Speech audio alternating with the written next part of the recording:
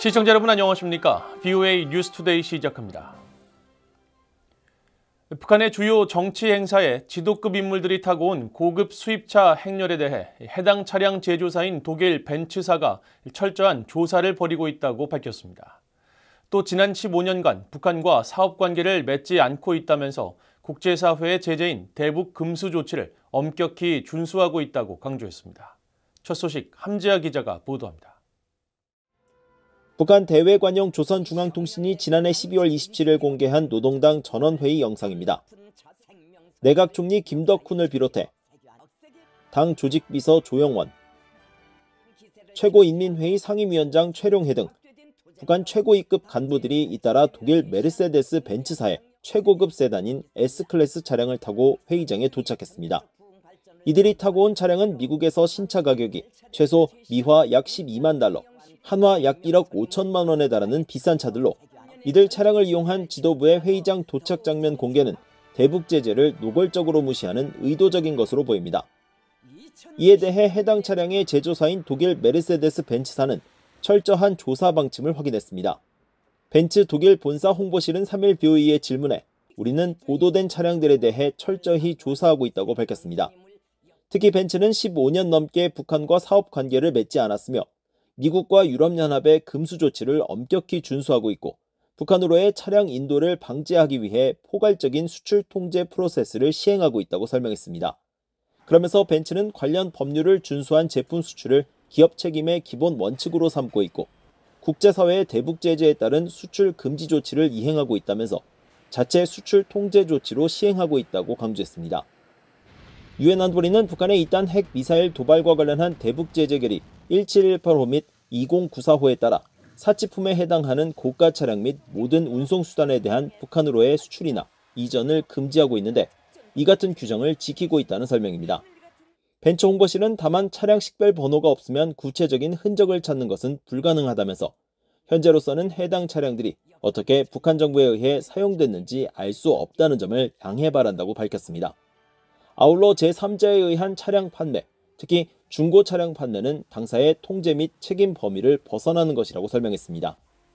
이런 가운데 유엔 안보리 대북제재위원회 의장국인 스위스는 앞서 BOE에 안보리 대북제재위원회의 대북 사치품 이전 조사 권한을 언급하면서 위원회 차원의 조사 가능성을 시사했습니다. BOE 뉴스 함지아입니다. 북한에 장기간 억류됐다가 숨진 미국 대학생 오토 원비어의 부모가 재무부에 북한 동결 자산에 대한 정보 공개를 요구해 법원의 승인을 받았습니다.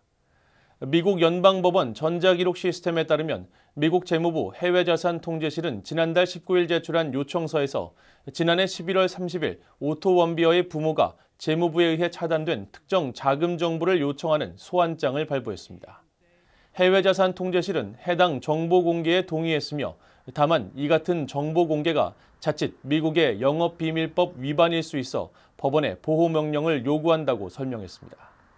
일반적으로 특정인이나 기관의 은행 계좌나 자금 정보는 영업비밀법에 의해 제3자에게 공개돼서는 안 되지만 미국 법원은 보호명령을 통해 한시적으로 공개를 허용할 수 있으며 워싱턴 DC 연방법원의 베럴 하월 판사는 요청서 제출 사흘 뒤인 23일 보호명령을 승인했습니다. 앞서 원비어의 부모인 신디와 프레드 원비어 씨는 북한 당국의 고문으로 아들이 사망했다며 2018년 4월 워싱턴 DC 연방법원에 소송을 제기해 같은 해 12월 약 5억 달러의 승소 판결을 받았고 이후 5억 달러를 회수하기 위해 전 세계에 흩어진 북한 자산을 추적하고 있습니다. 영국 의회의 데이비드 알톤 상원의원이 지난해 북한 청년이 한국의 음악과 영화를 봤다는 이유로 공개 처형됐다면서 김정은 정권은 야만적이고 끔찍한 독재 정권이라고 규탄했습니다. 알톤 의원은 2일 VOA에 보낸 신년 대북 메시지를 통해 지난해 말 한국의 음악과 영화를 봤다는 이유로 한 북한 청년이 공개 처형됐다는 소름 끼치는 보도가 나왔다면서 끔찍한 김정은 독재 정권의 야만성과 비인간성이 계속되고 있다고 비판했습니다.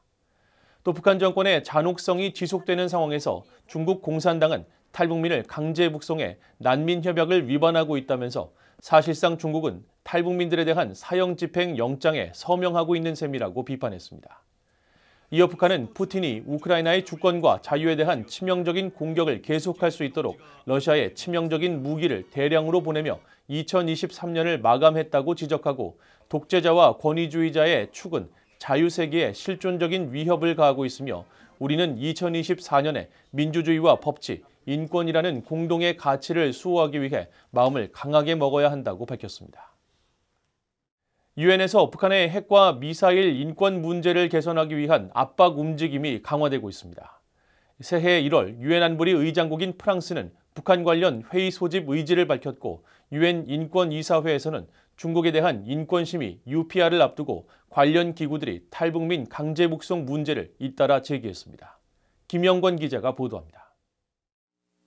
새해 첫 달 유엔 안보리 순회 의장국을 맡은 프랑스의 니콜라 드 리비에르 유엔 주재 대사는 2일 회견에서 북한 정권의 불법 활동에 대한 대응 의지를 강조했습니다. 북한의 위협 고조 행위를 무시할 수 없는 만큼 관련 논의를 하겠다고 밝힌 것입니다.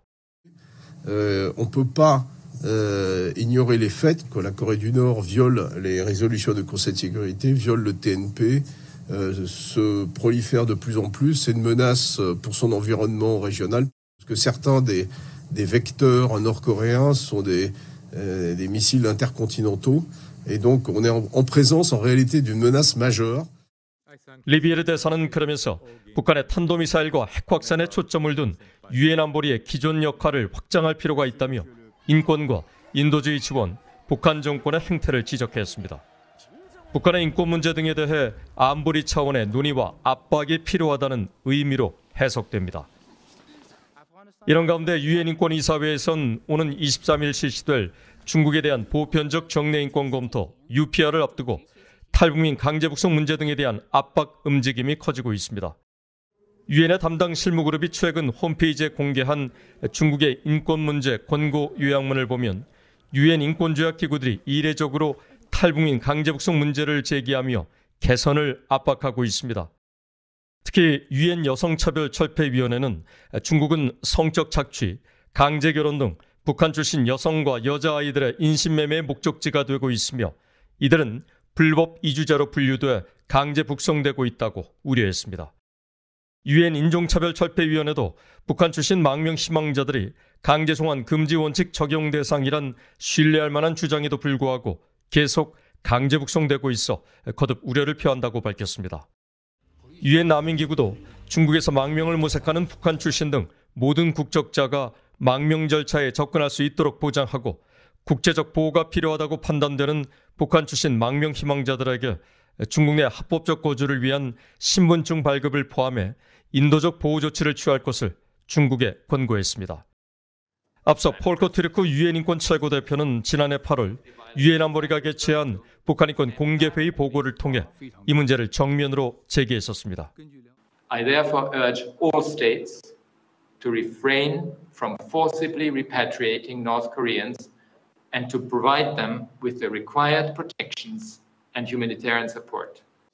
UPR은 유엔 인권이사회가 193개 모든 유엔 회원국의 인권 상황을 4년 반마다 보편적 인권 기준에 비추어 정기적으로 검토하는 제도로 중국은 2009년과 2013년, 2018년에 이어 오는 23일 네 번째로 정례 인권 검토를 받게 됩니다.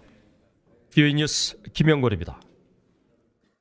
미국 정부가 북한과의 대화에 큰 기대를 하지 않는다면서도 환영할 것이라며 외교적 관여 의지를 거듭 강조했습니다. 매튜 밀러 국무부 대변인은 3일 정례 브리핑에서 최근 북한의 김정은 국무위원장이 군사적 위협 수위를 높이는 상황에서도 미국은 북한과의 대화를 기대하느냐는 질문에 기대한다고 말하지 않을 것이라면서 그러나 우리는 궁극적으로 대화가 한반도의 완전한 비핵화 달성을 위한 최선의 경로라고 생각하기 때문에 북한과의 대화를 여전히 환영할 것이라고 말했습니다. 이어 북한과의 대화 추구는 우리의 지속적인 정책이 될 것이라고 말하고 그러나 우리가 여러 차례 밝혔듯이 북한 정부의 관여 의향 징후는 전혀 보이지 않는다고 밝혔습니다. 밀러 대변인은 이어 러시아의 세르게이 라브로프 외무장관이 최근 타스 통신과의 인터뷰에서 타이완, 아프가니스탄과 함께 한반도를 새해 분쟁 위험 지역 중 한 곳으로 지목한 데 대해서는 다른 분쟁과 관련해 우리는 스스로 전쟁을 일으킨 러시아 관리들로부터 어떤 설교도 들을 필요가 없다고 일축했습니다. 그러면서 우리는 전 세계의 분쟁 종식을 위해 적극적으로 노력하고 있으며 러시아는 이런 문제에 대한 언급을 자제해야 한다고 밝혔습니다. 미국 공화당의 브라이언 피츠패트릭 하원 의원을 단장으로 하는 의회 대표단이 최근 타이완과 한국, 일본을 방문해 아시아 지역 파트너들과 안보 정보 관련 사안을 평가하고 전략적 파트너 관계를 강화했다고 하원 정보위원회 국가정보 소위원장인 피츠패트릭 의원실이 밝혔습니다.